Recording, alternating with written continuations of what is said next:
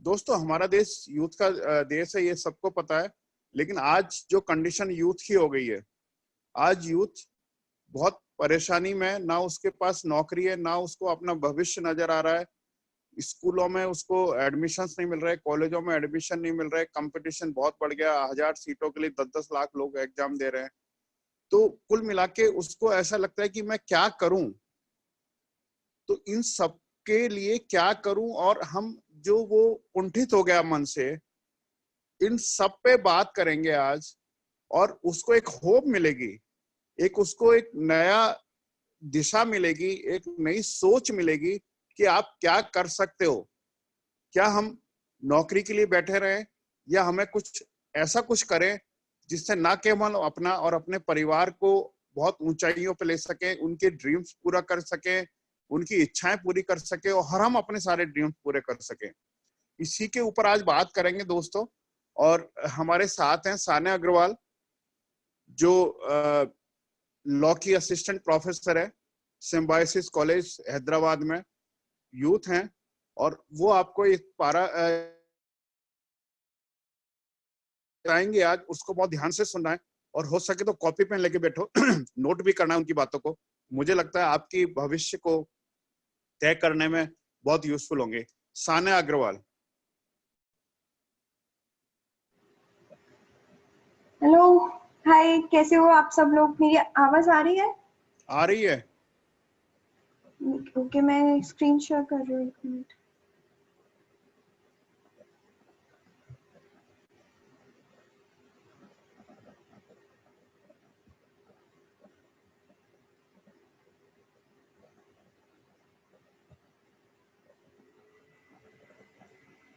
ये स्क्रीन दिख रही है? दिख रही है। Okay. Yes. Okay, thank you. Recording start करनी हो तो कर देना। ओके, नमस्ते। आज मैं सान्या अग्रवाल आप लोगों को role of youth in network marketing के बारे में बताऊंगी। क्यों यूथ का नेटवर्क मार्केटिंग बिजनेस करना जरूरी होता है, क्यों नेटवर्क मार्केटिंग बिजनेस में कौन सा बिजनेस ज्यादा जरूरी होता है, और क्या क्या फायदे हो सकते हैं, और क्यों हमें उस तरफ बढ़ना चाहिए जहाँ पे जिसके लिए सब लोगों की लाइफ का जो एम होता है अल्टीमेटली वो होता है अपने ड्रीम्स पूरी करना, अपनी सक्सेस पाना, अपने जो भी हम लोगों ने सपने देखे हैं, जो भी हम चाहते हैं हमारी लाइफ से, जो भी हम हमारे फैमिली के लिए करना चाहते हैं, सारी इच्छाएं हमारी पूरी हो जाना। तो इसीलिए सब लोग शुरू से पढ़ाई करते हैं, इसलिए ही सब लोग आगे जॉब ढूंढते हैं, और आगे की जो भी अपनी लाइफ में हम कुछ भी करते हैं वो इसलिए करते हैं जिससे हमें सिर्फ रोटी कपड़ा मकान ना मिले, बल्कि उसके साथ साथ हमारे जो सपने हैं, हमारी जो इच्छाएं हैं वो भी पूरी हो सके, और हम ज्यादा से ज्यादा अपने अरमानों को पूरा कर सके। तो आज मैं बताऊंगी कि क्यों हमें ये सब चीजें, इन सब चीजों की शुरुआत हमारे यूथ से कर देनी चाहिए, और क्यों यूथ को नेटवर्क मार्केटिंग बिजनेस में आना चाहिए, और उनका क्या कंट्रीब्यूशन होगा अगर वो नेटवर्क मार्केटिंग बिजनेस में आएंगे, और उनकी लाइफ किस तरीके से चेंज हो सकती है अगर वो इस बिजनेस को करेंगे, किसी भी नेटवर्क मार्केटिंग बिजनेस को। सबसे पहले से अगर हम देखें कि यूथ क्या है, यूथ जब भी मैं कोई भी पर्सन यूथ का नाम लेता है तो यूथ से क्या याद आता है आपको? ऐसे कुछ ट्वेंटीज में टीनेजर्स, या अर्ली ट्वेंटीज, या late twenties, thirties, early thirties में जो लोग होते हैं वही याद आते हैं। लेकिन अभी आज हम देखेंगे कि एक्चुअली में यूथ से जो मैं रेफर कर रही हूँ वो कौन है। हम अगर यूथ की डेफिनेशन कंसिडर करें जो इंटरनेशनली एक्सेप्टेड होती है या वो होती है, तो वो बहुत टेक्निकल डेफिनेशन होती है, जो जिससे बहुत लिमिटेड लोग ही यूथ के अंदर कवर होते हैं। आई एग्री, इंडिया में जो हम बोलते हैं कि हमारे कंट्री में मैक्सिमम यूथ है, सबसे ज्यादा यूथ पॉपुलेशन होती है, तो वो इंटरनेशनली जो एक्सेप्टेड डेफिनेशन होती है, जो एक एज लिमिट होती है, उसी के हिसाब से होती है, which is every organization has defined differently। जैसे WHO ने बोला है कि 18 साल से लेके 29 इयर्स तक के लोग यूथ होते हैं, मतलब हर किसी का अपना अपना है। किसी ने बोला 15 साल से 24 साल तक के लोग यूथ और एडोलेसेंट होते हैं, या ऐसे सबने अपनी अपनी डेफिनेशन दी है। तो हम ये देखेंगे कि हम जो यूथ को डिफाइन कर रहे हैं नेटवर्क मार्केटिंग बिजनेस में, जिस तरीके की यूथ की जरूरत होती है, या आपको सक्सेसफुल बनने के लिए, आपको अपनी लाइफ में सक्सेस पाने के लिए, आपको अपनी लाइफ में आगे बढ़ने के लिए जो करना है, जो जो यूथ वाला पैशन चाहिए, वो एक्चुअली यूथ है कौन? तो एज से यूजुअली हम यूथ को डिफाइन करते हैं। एक्सपीरियंस से वो लोग जो जिनके पास काफी एक्सपीरियंस होता है, जो लोग काफी आगे बढ़ चुके होते हैं अपनी लाइफ में, जिन लोगों ने काफी कुछ अचीव कर लिया होता है, यूजुअली उन लोगों को भी यूथ में कंसिडर नहीं किया जाता है, या बेसिकली ऐसा माना जाता है कि यूथ जो होता है उसके पास इतना एक्सपीरियंस नहीं होता है। ठीक है, तो ये एक और क्राइटेरिया होता है टू डिफाइन अ यूथ। और पावर, अगर किसी पर्सन के पास पावर है, not because of his parents, but उसके बलबूते पे अगर उसने कोई पावर ली, तो तब भी हमें ये माना जाता है कि कोई भी यूथ जो भी पर्सन है उसके पास जनरली पावर्स नहीं आती है। कोई भी पर्सन खुद से नहीं कर पाता है, अनटिल अनलेस उसका पेरेंट्स से सपोर्ट हो, तभी वो यूथ में कर सकता है, अदरवाइज वो नहीं कर सकता। और जब तक पावर आती है तब तक वो पर्सन यूथ नहीं रहता है, वो अपना लाइफ नहीं जी पाता है। लेकिन यहाँ पे हम जो यूथ से रेफर कर रहे हैं वो सिर्फ इन चीजों को, फैक्टर्स को कंसिडर करके नहीं कर रहे हैं। यूथ से मेरा मतलब है anyone who is young at heart, जो दिल से जवान हो। ये इस चीज से कोई फर्क नहीं पड़ता कि उसकी एज क्या है, वो खुद में उसको ऐसा फील होना चाहिए कि वो यंग है, उसको खुद में ऐसा फील होना चाहिए कि वो उसमें अभी भी उतनी ही एनर्जी जितनी एक यूथ के अंदर होनी चाहिए। पापा वो रिकॉर्डिंग ऑन कर दो, ऑफ है, अभी तक स्टार्ट नहीं हुई है। ऑन है recording. Okay. Then next is anyone who is always energetic. तो यूथ का मतलब सिर्फ ये नहीं होता कि कोई भी पर्सन, जो अगेन जो हमने तीन ऊपर के फैक्टर्स डिस्कस किए कि वही होंगे। एनीवन हु इज एनर्जेटिक, जिसमें चाह हो, जिसमें इतनी जुनूनियत हो, जिसमें इतनी एनर्जी हो कि वो बस करना चाहते हैं अपनी लाइफ में कुछ, बस आगे बढ़ना चाहते हैं, वो ही एक यूथ होता है। यूथ एज से नहीं होता, यूथ दिल से होता है, यूथ एनर्जी से होता है, यूथ उस चाह से होता है कि हम ये करना चाहते हैं। और जो भी आगे बढ़ना चाहता है, जो भी उस काम को आगे करना चाहता है, जो भी सक्सेसफुल बनना चाहता है और उसके लिए मेहनत करना चाहता है, वो हर एक इंसान यूथ ही है। ये नंबर्स और फिगर्स डिसाइड नहीं कर सकते कि आप यूथ हैं, यानी आप ही होते हो जो डिसाइड करते हो कि आप सच्चे में खुद यूथ हो या नहीं हो। Youth is any person who is hungry to get success. उसको भूख होनी चाहिए सक्सेस की, उसको इतनी ज्यादा चाह होनी चाहिए कि कुछ भी हो जाए, late anything come in my way, मुझे एक तरफ बढ़ना है, मुझे आगे बढ़ना है, और वो हमेशा आगे बढ़ेगा। कोई भी चीज उसको नहीं रोकेगी। अगर उसके रास्ते में कठिनाइयां आ रही है, बीच बीच में ऑब्स्टिकल्स आ रहे हैं, उसके बाद भी वो उनको पार करेगा, उनको सॉल्व करेगा और फिर आगे बढ़ता जाएगा।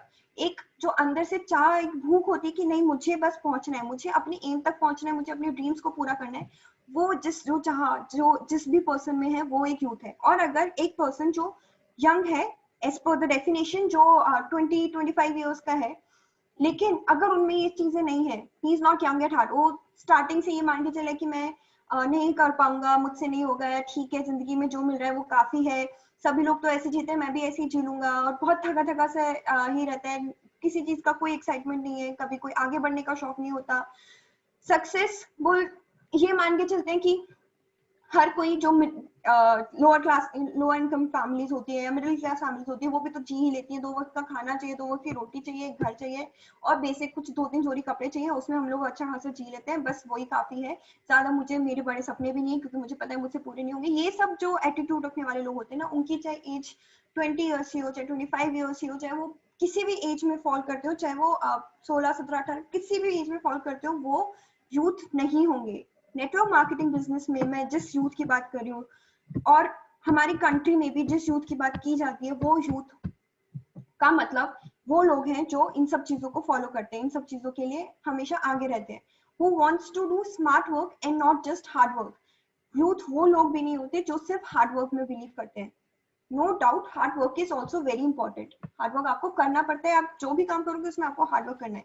लेकिन हार्ड वर्क मतलब बस ये नहीं है कि जो आपको बोल दिया आप लगे जा रहे हो, आप करे जा रहे हो, आप करे जा रहे हो, नहीं, आपको स्मार्ट वर्क करना होता है। इसका मतलब आपको ये देखना है कि मैं मेहनत करूंगा, लेकिन अगर मैं उस काम को कम देर में थोड़ी किसी और तरीके से, बेटर तरीके से कर सकता हूँ, तो मैं जबरदस्ती क्यों इतना हार्डवर्क करूँ, क्यों मैं एक्स्ट्रा मेहनत करूँ, जबकि उस टाइम को मैं बचा के फिर उसी टाइम को किसी और चीज में यूज ले सकता हूँ।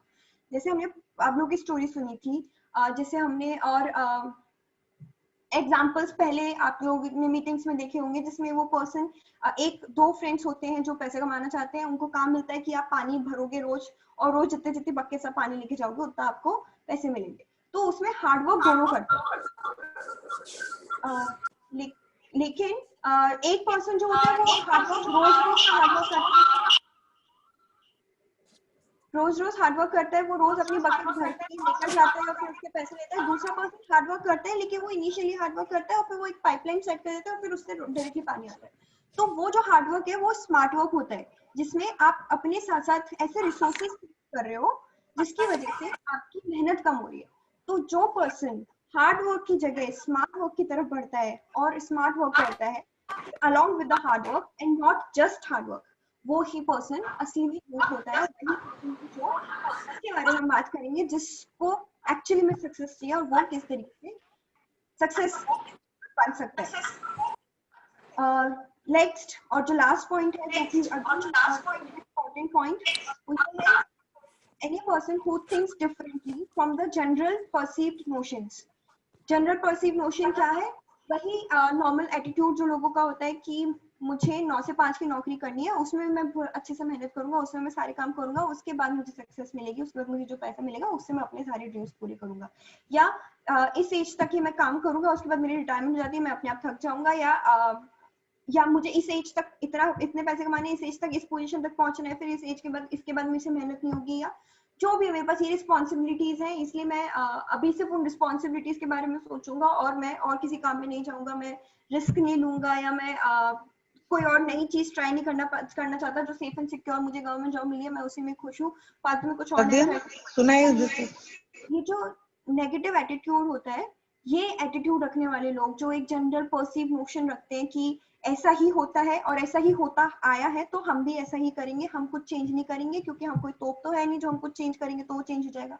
ये नोशन जो भी रखते हैं वो लोग भी यूथ नहीं होते, क्योंकि यूथ हमेशा डिफरेंट सोचता है। वो हमेशा ये सोचते हैं कि ये चलता आ रहा है तो हम भी यही क्यों करें, हम कुछ और ट्राई करेंगे। आप देखोगे तो आप ध्यान दिया होगा, हर किसी के घर में बच्चे होते हैं या जो भी यूथ होते हैं, जो टीनेजर्स वगैरह होते हैं, उनको जो भी बोला जाता है वो हमेशा उसका अपोजिट ही करते हैं। क्यों करते हैं? क्योंकि this is one of the feature of a youth person. वो ये सोचता है कि ऐसा हमें बोला जा रहा है तो ऐसा क्यों बोला जा रहा है, और अगर हम ऐसा नहीं करेंगे, हम कुछ और करेंगे तो क्या होगा। ठीक है, तो ये एटीट्यूड हर किसी में होना चाहिए। वो बच्चों में होता है, वो भी अच्छी ही बात है, because that leads to curiosity, that leads to hard work, that leads to that attitude कि अगर आगे चल के जो भी उन्हें समझ आएगी क्या चीज सही है और क्या चीज सही नहीं है, उसमें भी अगर फिर वो हर चीज के पीछे रीजंस देखेंगे कि क्यों ये सही बोला जाता है, क्यों ये सही नहीं बोला जाता, क्या खराबी इन चीजों में, वो जब रीजनिंग डेवलप करते हैं, वही एक असली यूथ होता है जो आगे अपनी लाइफ में सक्सेसफुल हो सकता है। वो ही एक यूथ होता है जिसके अंदर एक चाह होती है सक्सेसफुल होने की, और जो नेटवर्क मार्केटिंग बिजनेस और जो एमवे बिजनेस या कोई भी ऐसा बिजनेस करके अपनी लाइफ को बहुत बेटर कर सकता है। तो एक जनरल आपके साथ स्टैटिस्टिक्स मैं शेयर करना चाहती हूँ। तो एक ग्लोबल सर्वे हुआ था ऑन यूथ ओनली कोविड-19 के टाइम पे। ये अभी बहुत रिसेंट सर्वे है जो इनिशियली मार्च अप्रैल के टाइम पे, जब अप्रैल मई के टाइम पे जब ये लॉकडाउन हुआ था, और क्योंकि पूरा बंद था हमारा कंट्री और दूसरे कंट्रीज भी, सब जगह लॉकडाउन था, तो उस टाइम पे सर्वे किया गया था टू स्टडी यूथ और to study the effect of this pandemic, effect of COVID on youth.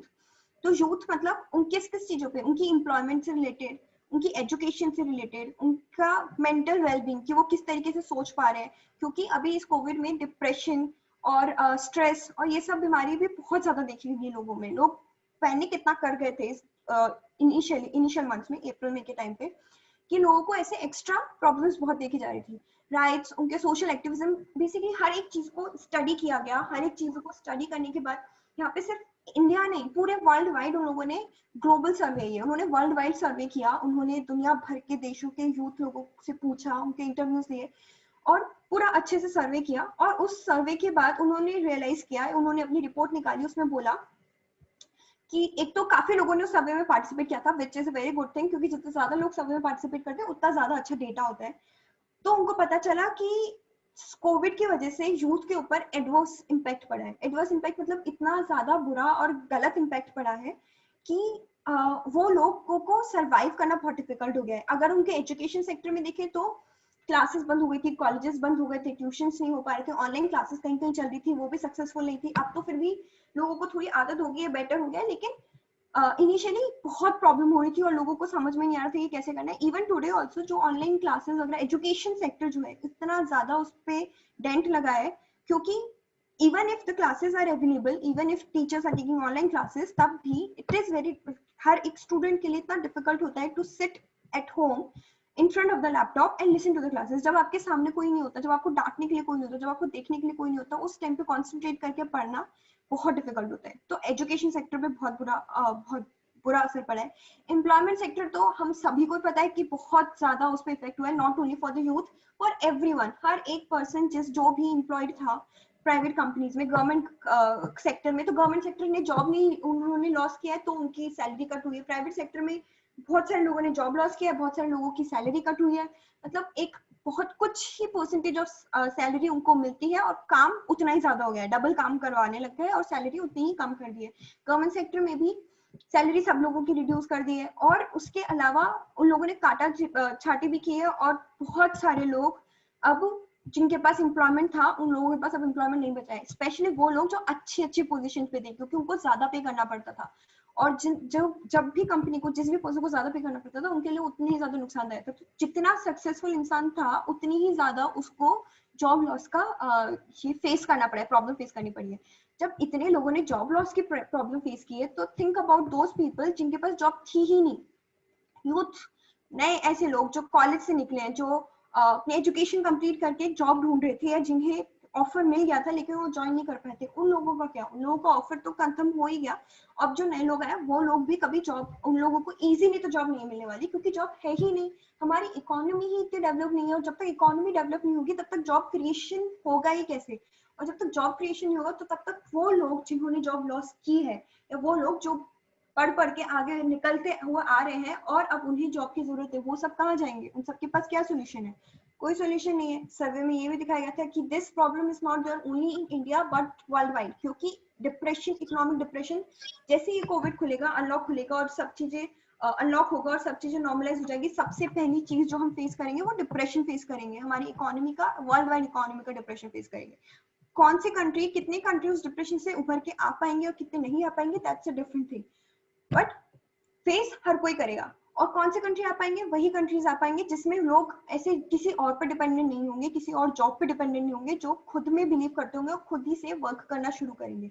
और वही चीज मैं आपको बताऊंगी कि क्यों इसीलिए हमें एमए बिजनेस के साथ जुड़ना चाहिए, क्यों हमें नेटवर्क मार्केटिंग के साथ जुड़ना चाहिए, क्योंकि इसी तरीके से हम खुद का भी भला कर सकेंगे और हमारी इकोनॉमी भी बेटर होगी। इकोनॉमी बेटर होने के लिए मैं ये नहीं बोल रही आप देश का भला करो, करोगे तो बहुत अच्छी बात है। अगर आपको नहीं करना है देश के लिए कुछ भी, तब भी इकोनॉमी बेटर इसलिए होनी चाहिए क्योंकि इकोनॉमी के ऊपर ही आपका खुद का परिवार, आपकी खुद की लाइफ, आपके चाहने वालों का परिवार डिपेंड करता है। अगर इकोनॉमी ही बेटर नहीं होगी तो आप भी कुछ नहीं कर पाएंगे, इस देश का एज अ होल कुछ नहीं हो पाएगा, बिल्कुल आगे नहीं बढ़ पाएगा।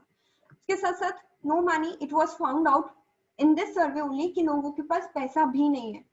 बहुत सारे लोग ऐसे होते हैं जो डेली वेज वर्कर्स होते हैं, बहुत सारे लोग ऐसे होते हैं जिनको जो अपनी मंथली इनकम पे रिलाई करते थे। उस मंथली इनकम जैसे ही महीने का एंड होता था, उनकी इनकम आती थी, उसी के बाद उनके सारे खर्चे डिसाइड होते थे कि अगले मंथ को कैसे चलाना है और क्या करना है, या जो भी पेंडिंग खर्चा है वो सब पे करना है, जो भी है। तो क्योंकि ये कोविड सिचुएशन आई, लोगों के पैसे रुक गए, लोगों को टाइम से पैसे नहीं मिले, लोग अपनी एजुकेशन के लिए लोग अपनी फीस नहीं दे पा रहे थे, और बाकी रेंट नहीं दे पा रहे घरों का, या अपने लोन्स वगैरह लिए उसकी ईएमआई पे नहीं कर पा रहे, खाने के लिए भी लोग, काफी सारे लोगों के पास पैसे नहीं थे। तो ये सब प्रॉब्लम्स फिर से देखी हुई, और यूथ में भी ये बहुत ज्यादा प्रॉब्लम थी, क्योंकि यूथ के पास वैसे भी कोई खास सेविंग्स होती नहीं है।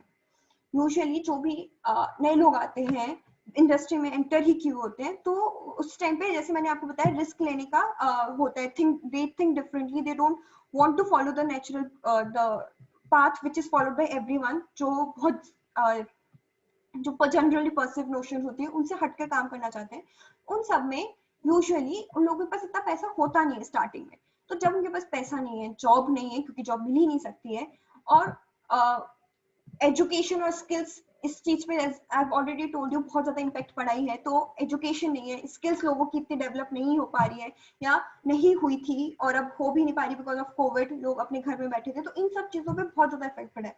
इन सब के साथ साथ इस सर्वे में कहा था कि स्पेशली इन सब चीजों ये सब इफेक्ट सबसे ज्यादा यूथ में भी विमेन में देखा गया, विमेन यूथ में देखा गया है। The reason behind it is that जो विमेन होती है, again not only in India but world wide, it is expected from a women कि वो जब घर पे आई है या घर पे बैठी है तो घर के काम करेगी या संभालेगी थोड़ा बहुत, या कुछ बाकी लोगों की हेल्प करेगी, या वो ऐसे जनरल नेचर भी उनका ऐसा होता है कि वो सोचते हैं कि चलो मतलब बैठते हैं घर वालों के साथ, या जॉब पे अगर नहीं काम हो पा रहा है तो उधर ध्यान नहीं दे रहे हैं, कहीं और वर्क कर रहे हैं, और उनको हमेशा कंटिन्यूसली नीचे ही बुलाया जाता है, नीचे धकेला जाता है कि अब क्या करेगी काम करके, जब ऑलरेडी सब जगह जॉब नहीं है तो छोड़ दे, ये कर ले वो कर ले। So basically not only in India, हर जगह वहां पे हर जगह उन लोगों को डिमोटिवेट किया जाता है, आगे बढ़ने से रोका जाता है। जब तक वुमेन खुद से ना चाहे, जब तक उसको अलग से अंदर से फोर्स ना हो और कोई इसको सपोर्ट नहीं करे, वो बहुत मुश्किल होता है उसके लिए आगे बढ़ना as compare to man.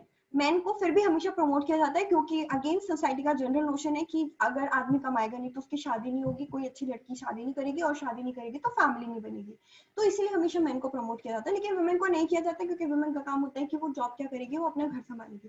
So that is wise COVID की वजह से जो भी वुमेन काम करी थी उनके भी नौकरी छूट गई, तो ऑलरेडी वुमेन के पास कम जॉब थी, ऑलरेडी वुमेन ज्यादा वर्क नहीं कर रही थी, फिर यूथ वुमेन में जब उनकी नौकरी भी छूट गई, जब स्कोप कम हो गया, जब इतनी सारी प्रॉब्लम शुरू हो गई, तो उनका और उन पे और ज्यादा बुरा इम्पैक्ट पड़ा।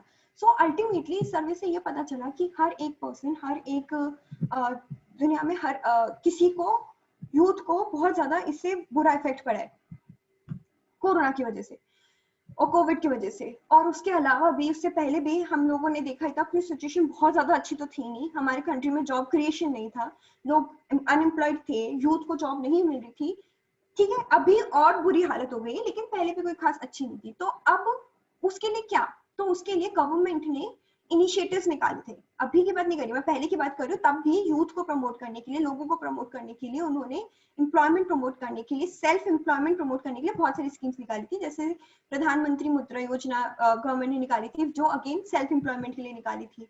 एक निकाली थी prime minister's employment generation programme, जो भी सेल्फ एम्प्लॉयमेंट के लिए था, कुछ अमाउंट उन्होंने डेडिकेट किया था, जिसमें जो लोग सेल्फ एम्प्लॉयमेंट करेंगे। सेल्फ एम्प्लॉयमेंट दोस्तों ये चीज बहुत इंपॉर्टेंट है कि इवन अब प्राइम मिनिस्टर, हमारे प्रधानमंत्री मोदी जी, वो भी यूथ को जॉब क्रिएशन के लिए आगे बढ़ावा देते थे। वो हमेशा चाहते थे कि यूथ काम करे, क्योंकि इंडिया में सबसे ज्यादा यूथ ही भरा है।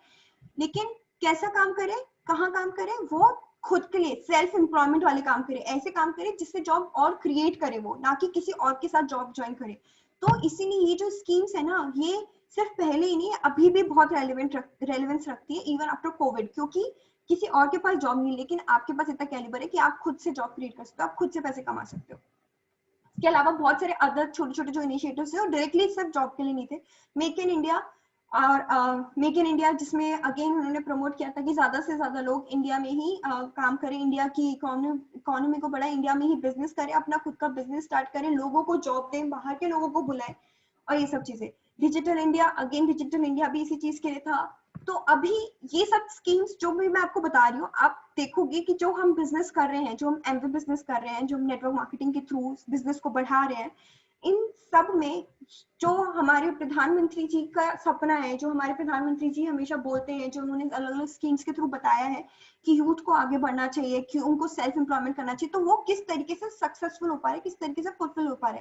अगर आप एमबी बिजनेस करोगे, आप नेटवर्क मार्केटिंग बिजनेस करोगे, तो मेक इन इंडिया अपने आप बढ़ रहा है। क्यों? क्योंकि आप इंडियन प्रोडक्ट्स यूज कर रहे हो, वो प्रोडक्ट जो इंडिया में ही बने हैं, वो लोगों को जॉब दे रहे हो, वो लोगों को इन्वॉल्व कर रहे हो जो इंडिया में ही रहते हैं, हमारी इकोनॉमी को फायदा करेंगे, हमारी कंट्री का जीडीपी बढ़ेगा अगर आप उस कंपनी को यूज करोगे, उस कंपनी के प्रोडक्ट्स यूज करोगे, क्योंकि उतने ही ज्यादा प्रोडक्शन होगा, जितना ज्यादा प्रोडक्शन होगा उतने ज्यादा रिसोर्सेज हमारी कंट्री के यूज आएंगे, उतना ही ज्यादा टैक्स हमारे कंट्री के लोग पे करेंगे, तो अल्टीमेटली कंट्री का फायदा हो रहा है। डिजिटल इंडिया भी प्रमोट हो रहा है क्योंकि यहाँ पे सब कुछ ऑनलाइन होता है। इस बिजनेस में आप कुछ भी काम करोगे तो आपको जाके भी कर सकते हैं, लेकिन कोविड के टाइम पे क्योंकि सब लोग नहीं जा पा रहे थे तो हम डिजिटली कर रहे थे और कहीं भी किसी भी तरीके की कोई भी रुकावट नहीं आ रही थी।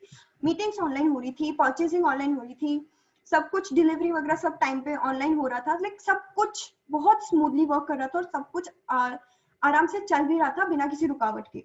सो वी हैव एक्चुअली नोइंगली और unknowingly supported these schemes. Digital India, Atmanirbhar Bharat, ये तो बहुत रिसेंटली ये मोदी जी ने बोला था, आत्मनिर्भर, हमें आत्मनिर्भर बनना है, हमें किसी और पे डिपेंड नहीं करना है, जो कि again a kind of make in India का एक इम्प्रूवाइज्ड वर्जन है कि जैसा भी हो हमें खुद ही को इतना सेल्फ सफिशिएंट बनाना है। नेक्स्ट, मोदी जी ने बहुत सारे इंफ्रास्ट्रक्चर से रिलेटेड, इंफ्रास्ट्रक्चर डेवलपमेंट से रिलेटेड, इंडस्ट्रियल कॉरिडोर से रिलेटेड स्कीम्स बनाई थी, जिसमें उन्होंने कहा था ज्यादा से ज्यादा इंफ्रास्ट्रक्चर अगर डेवलप होगा तो अगेन इंफ्रास्ट्रक्चर मतलब कोई भी फैक्ट्रीज, इंडस्ट्रीज डेवलप हो रही है, रोड बन रही है, बिल्डिंग्स बन रही है, रेलवे बन रहा है, तो लोग आएंगे और काम करेंगे। तो बेसिकली ये सब चीजें जो है, ये सब किस लिए बनाई थी? एम्प्लॉयमेंट क्रिएट करने के लिए। ये सब इसलिए बनाई थी कि लोग काम करेंगे, खुद से एम्प्लॉयमेंट जनरेट करेंगे, लोगों को स्किल मिलेगी और अल्टीमेटली हमारी कंट्री की इकोनॉमी बेटर होगी। मिनिस्ट्रीज जो थी, काफी सारे डिपार्टमेंट्स, उन्होंने भी यूथ की एम्प्लॉयबिलिटी के लिए अलग अलग स्कीम सिखाई थी, जैसे one of the scheme is national apprenticeship promotion scheme, जिसमें अगेन उन्होंने कुछ फंड स्किल डेवलपमेंट के लिए दिया था, जिससे यूथ को स्टार्टअप्स का मीनिंग समझ में आया, यूथ को समझ में आया कि कैसे स्टार्टअप कर सकते हैं। स्टार्टअप इंडिया भी एक स्कीम थी। जैसे बहुत सारी अनलिमिटेड स्कीम्स थी जो गवर्नमेंट ने प्रमोट की थी और जो गवर्नमेंट ने इंट्रोड्यूस की थी, जिससे ज्यादा से ज्यादा लोग काम करें। तो अभी ये गवर्नमेंट काम कर रही है, हम लोग भी चाहते हैं कि हमारे पास पैसा हो, हम लोग भी चाहते हैं हम लोग सक्सेसफुल हो, गवर्नमेंट भी चाहती है कि लोग ज्यादा से ज्यादा काम करें, ज्यादा से ज्यादा एम्प्लॉयमेंट क्रिएट करें, ज्यादा से ज्यादा सेल्फ एम्प्लॉयमेंट बिजनेसेस में आए। तो फिर हम किस चीज का वेट करें? गवर्नमेंट हमारे साथ है, हमारी इच्छाएं हमारे साथ है, तो फिर क्या है, क्या हमें रोक रहा है? हम कोरोना की वजह से रुके हैं? Are we waiting for the situation to get normalised again, कि एक बार कोरोना खत्म हो जाएगा तो फिर हम सोचेंगे कि चलो ये वाला बिजनेस भी करके देखते हैं, हम भी बिजनेस में आते हैं, नेटवर्क मार्केटिंग बिजनेस भी करके देखते हैं, इतनी मीटिंग्स हुई है तो चलो एक बार कोशिश करते हैं, लेकिन अभी नहीं, बाद में करेंगे, धीरे धीरे कर लेंगे। तो अगर आप नॉर्मलाइज सिचुएशन, नॉर्मलाइज वाला जो बात कर रहे हो उसका वेट कर रहे हो, तो ये बहुत हाइपोथेटिकल चीज है जिसके लिए आप वेट करो। अगर आप अप्रैल मई में बोलते कि मैं नॉर्मल सिचुएशन का वेट कर रहा हूँ और इसीलिए I am not doing this business और I am not involve in this business, तो फिर भी समझ में आता है, क्योंकि तब तक लोगों को लग रहा था कि सच्ची में 1-2 महीने में सही हो जाएगा।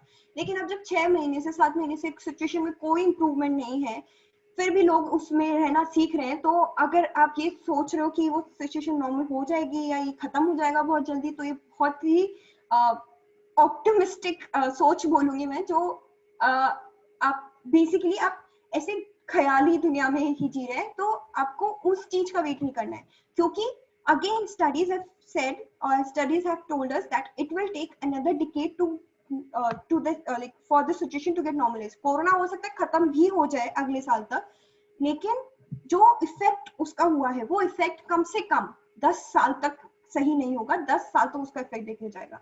तो क्या आप 10 साल तक वेट करने को तैयार है? 10 साल तक आप अपनी जॉब के लिए वेट करेंगे? 10 साल तक आप ये वेट करेंगे कि कंपनी में फिर से नॉर्मली वो लोग पैसे देने शुरू कर दें, नॉर्मली जॉब लगाना शुरू कर दें? या आप खुद से कुछ करना चाहते हैं और you are interested in doing something which is better, which is comparatively shorter, where you have to put efforts but you will get results also, बहुत जल्दी आपको रिजल्ट दिखेंगे, और which is more effective। तो किस चीज में आपको इंटरेस्ट है? उस सिचुएशन का वेट करना जब दुनिया में कंपनीज डेवलप हो जाएंगी, जब वो जॉब देने लग जाएंगी, या गवर्नमेंट हमसे पे करना शुरू कर देंगी, गवर्नमेंट में एम्प्लॉयमेंट क्रिएशन हो जाएगा, या खुद ही से ऐसा कुछ करना जिसमें आप बेटर तरीके से काम कर सके, आप ज्यादा इफेक्टिव वे में काम कर सके। तो अगर आपको खुद को कुछ करना है, आपको ही बेटर तरीके से काम करना है, आपको किसी का वेट नहीं करना है, आपको 10 साल और इंतजार नहीं करना है, उसका सोल्यूशन है, बहुत सिंपल है, which is network marketing. Network marketing आप करेंगे तो आपको उतनी ही सक्सेस मिलेगी। और नेटवर्क मार्केटिंग बिजनेस क्या होगा, कैसे होगा, और क्यों एमवे नेटवर्क मार्केटिंग बिजनेस में सबसे अच्छा है और कैसे हमें सक्सेस देगा, वो सब चीजें आई थिंक टाइम ओवर हो गया है, तो हम नेक्स्ट सेशन में डिस्कस करेंगे, या क्या क्या करना है?